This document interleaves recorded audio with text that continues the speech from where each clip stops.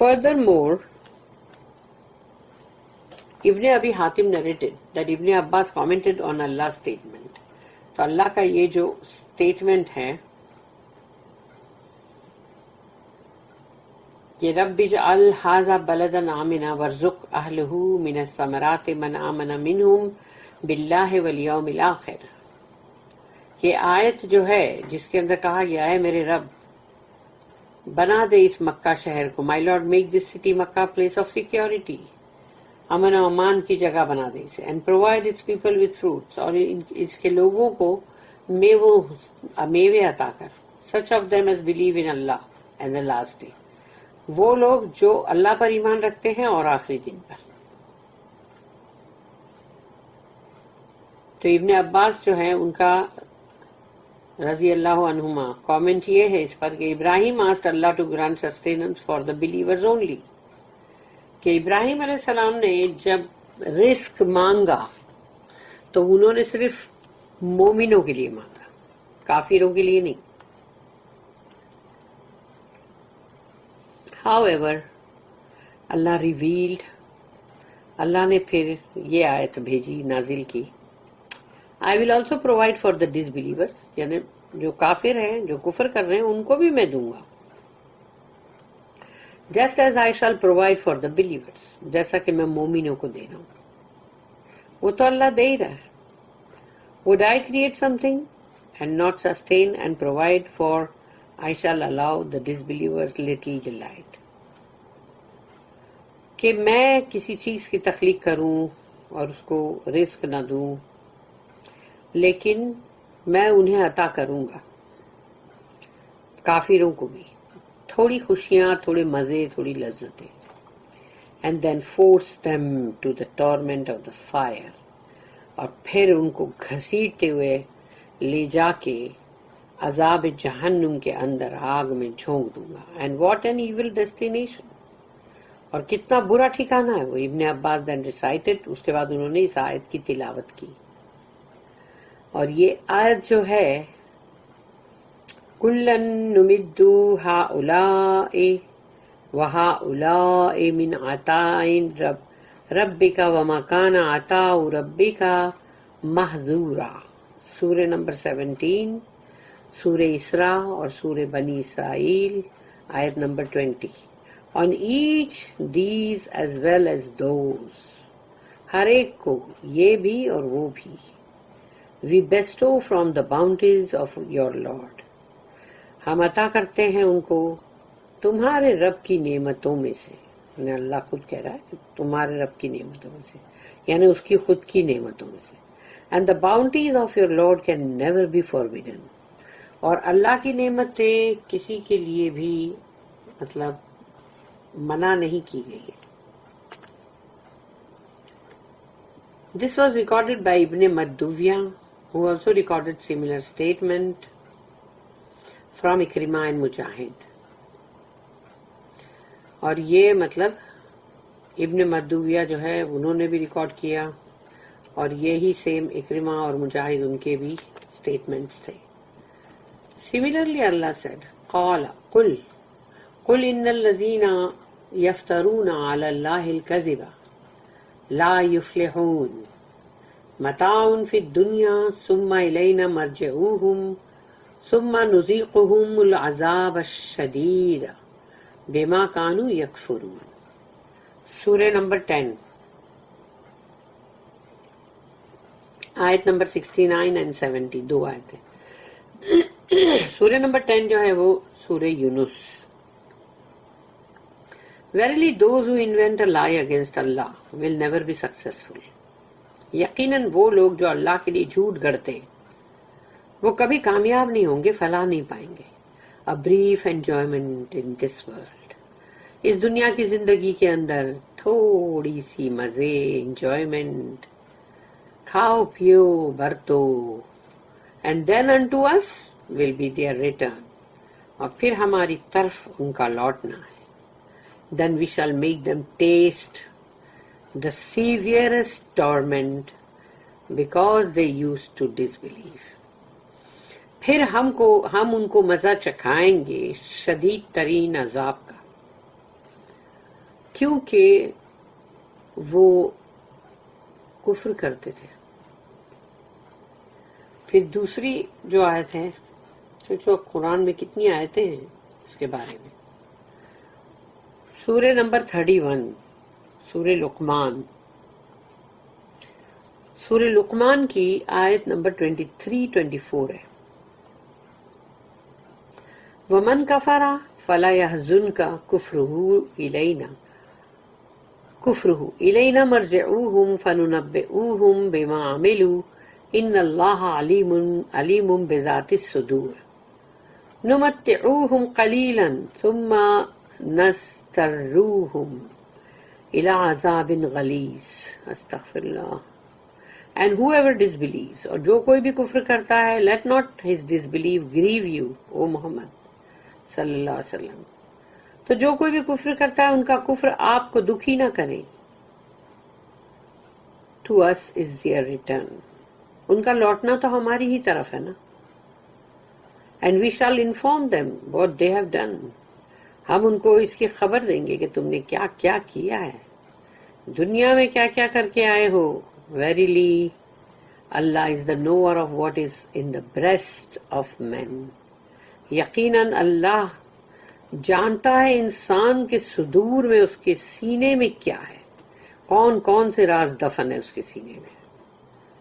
We let them enjoy for a little while، ہم تو ان کو تھوڑی دیر کے لیے مزے کرنے دیتے. جاؤ مزے کرو، یہ دنیا کا ساز و سامان جو ہم نے تو کافروں کو بھی دیا ہے، تو تم مزے کرو، جو جتنا انجوائے کرنا کر لو تم بھی.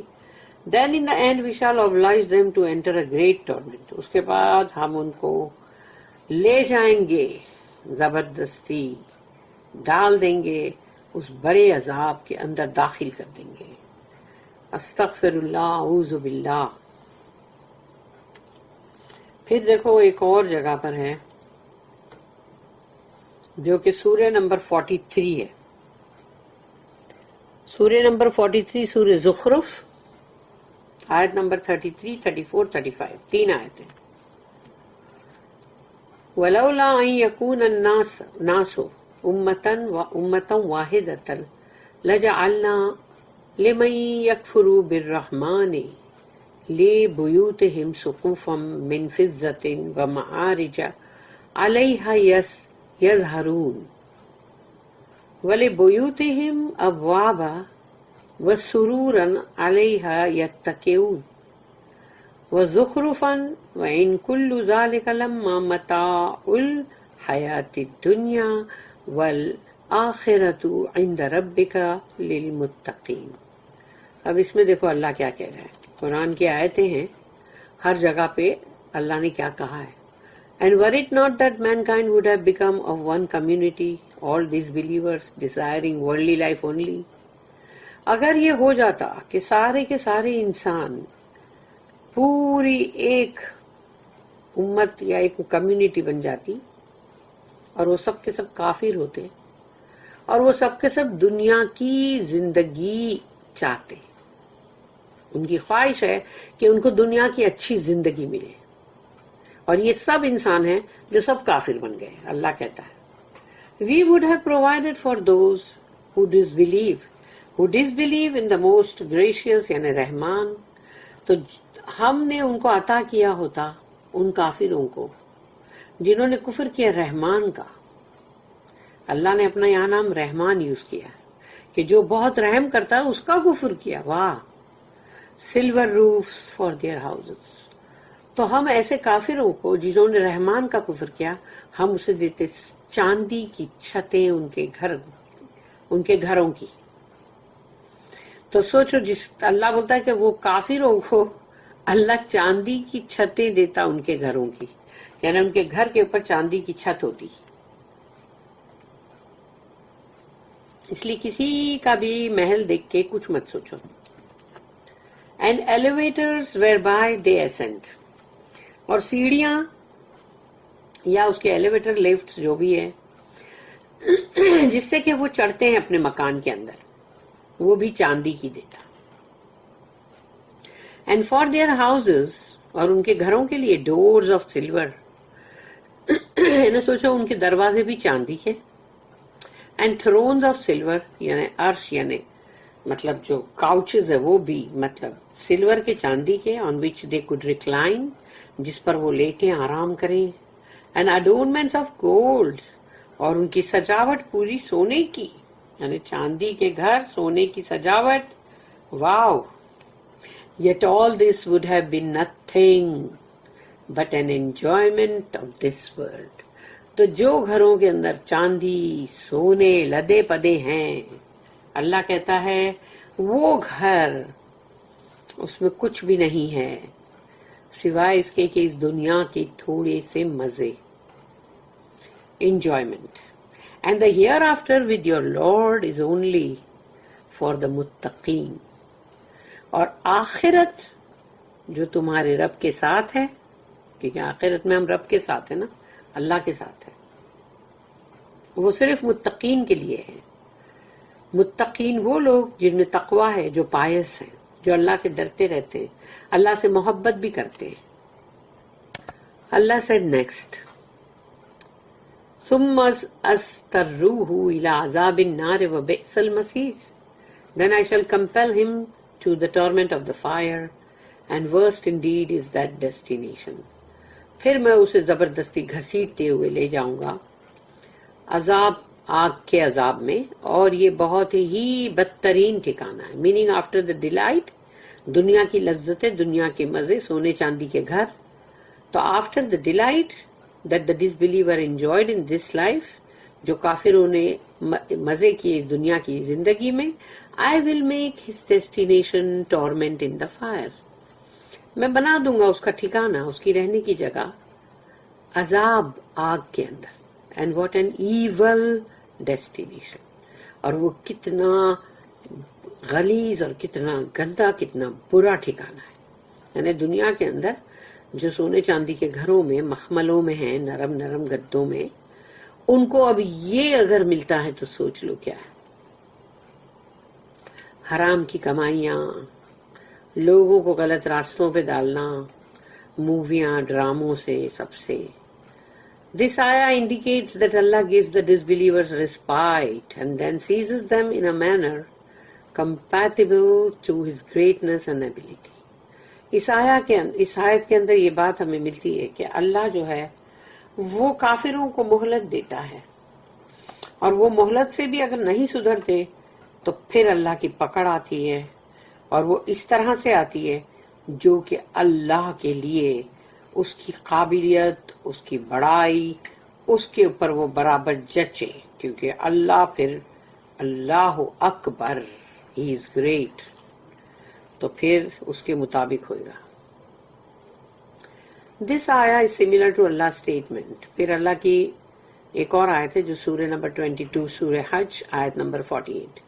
وَكَأَيٍّ مِّن قَرْيَةٍ أَمْلَيْتُ لَهَا وَهِيَ ظَالِمَةٌ ثُمَّ أَخَذْتُهَا وَإِلَيَّ الْمَصِيرُ.